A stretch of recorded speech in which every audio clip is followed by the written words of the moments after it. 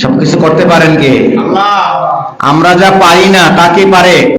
আমরা জালিম সরকারকে 15 বছর 16 বছর চেষ্টা করে গদি থেকে নামাইতে পারি নাই। অনেক চেষ্টা করা হয়েছে,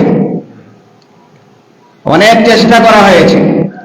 আমরা বাঙালিরা, সকল বাঙালি একত্র হয়েও যে কাজটা আমরা করতে পারি নাই, সেই কাজটা আল্লাহ করেছেন কিনা?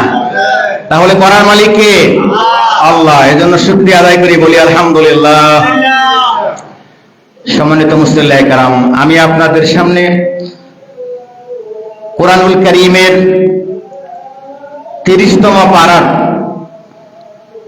সূরা আলাকের প্রথম 5টি আয়াত আমি তেলাওয়াত করেছি। কোরআন কারীম নাজিল শুরু হয়েছে এই আয়াতের মাধ্যমে। কোরআন কারীম নাজিল শুরু হয়েছে এই আয়াত 5টা নাজিলের মাধ্যমে।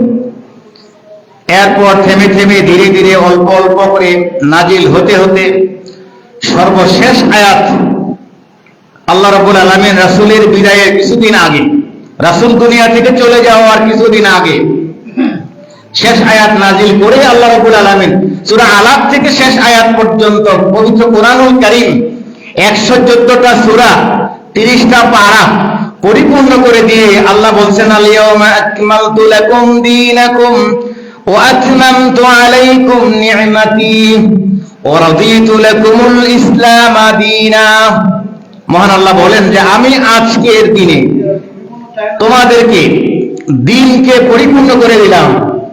ওয়া আতমামতু আলাইকুম নি'মাতি, আর নিয়ামতকে তোমাদের জন্য পরিপূর্ণ করে দিয়েছি।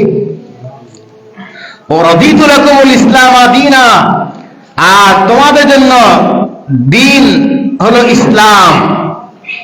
এটা নিয়ে তোমরা সন্তুষ্ট থাকো, পরিপূর্ণ থাকো।